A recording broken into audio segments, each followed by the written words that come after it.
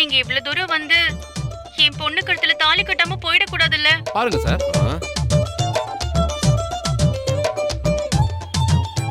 மாப்பிள, என் பொண்ணு கழுத்துல நீங்க தாலி கட்டுங்க.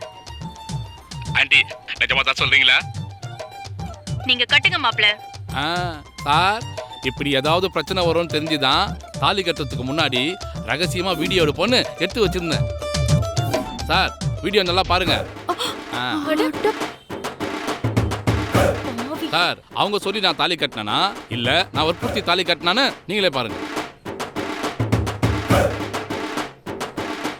நான் உனக்கு இந்த தாலியை கட்டலாமா? அந்த ஒரு நொடிக்காக தான் என் உடம்புல இன்னும் உசுர் இருக்கு. தயவு செஞ்சு கட்டுங்க.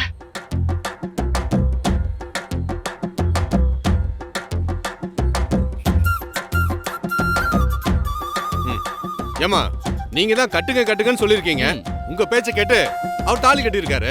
இப்போ வந்து ஏமாத்திட்டாருன்னு சொன்னா என்னமா அர்த்தம்? That's all your honour. நான் ஒரு நிரபராதி என்பதை ஆதாரபூர்வமாக நிரூபித்து விட்டேன். இங்க பாருங்கம்மா, இந்த பிரச்சனைய நீங்க நம்ம ஊர் கோர்ட்டுக்கு இல்ல சுப்ரீம் கோர்ட்டுக்கே கொண்டு போனாலும் தம்பி தான் ஜெயிப்பாரு. சும்மா தேவையில்லாம இவர் மேல பழி போடாதீங்க. அப்புறம் காமேஷ் பிச்சை, இவங்க தான் நீங்க கல்யாணம் பண்ணிக்கிட்ட பொண்ணா? ஆமா சார். அங்க பாருங்க, கழுத்துல லைசன்ஸ் தொங்குதே, நீங்க பாக்கலையா? நான் காமேஷ் பிச்சை, அவங்க என்னோட மிஸ்ஸஸ் தாமரை காமேஷ் பிச்சை. சரி, தேங்க்யூ தேங்க்யூ, வாழ்த்துக்கள். பார்க்கலாம் சார். அப்பாடா. இங்க பாருங்கம்மா, வீணா ஒரு நிரபராதி மேல பழி போடாதீங்கம்மா. 100 குற்றவாளி தப்பிக்கலாம், ஆனா ஒரு நிரபராதி கூட தண்டிக்கப்படக்கூடாதுன்னு நம்ம சட்டம் சொல்லுது. அப்படிப்பட்ட நாட்டுல இருந்துகிட்டு இப்படி ஒரு காரியத்தை பண்ணக்கூடாது, புரியுதா? ஒழுங்கா உங்க பொண்ண காமேஷ் பிச்சை கூட சேர்ந்து வாழ்றதுக்கான வழியை பார்க்க சொல்லுங்க. சொன்னதை ஞாபகத்துல வச்சுக்கோங்கம்மா. அப்புறம் காமேஷ் பிச்சை, அந்த டிவி கண்டிப்பா இருக்கு.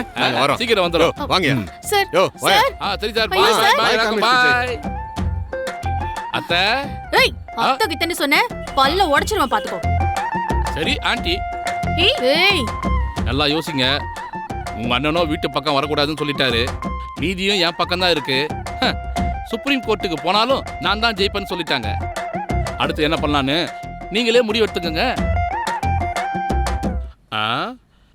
11 to 1 நான் தூங்கி ரெஸ்ட் எடுக்கிற நேரம். நான் போய் ரெஸ்ட் எடுக்கிறேன். நீங்க 2 பேரும் யோசிச்சு ஒரு நல்ல முடிவு எடுங்க. பாய் லோட்டஸ். யோ பெரியப்பா, ஃபேமிலி விஷயம் 1000 இருக்கும். வெடிங்க பாப்பியா, வா. Come on come on come on. இப்ப ரெஸ்ட் எடுத்து தூங்குனாதான் நைட்டு ஃபர்ஸ்ட் நைட்டுக்கு தூங்காம இருக்க முடியும். என்னம்மா, நானே இப்ப என்ன பண்றதுன்னு புரியாம நிக்கிறேன்டி. உன்னால நான் கெட்ட, என்னால நீ கெட்டங்கிற மாதிரி நிலைமை ஆயிடுச்சுடி. என்னம்மா இது?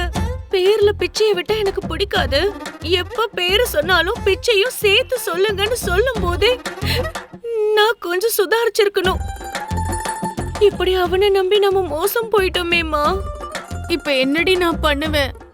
எல்லா தெய்வமும் நம்மள கை விட்டுருச்சேடி. நம்ம பண்ண பாவத்துக்குலாம் கர்மா நம்மள குர்மா வைக்குதுமா.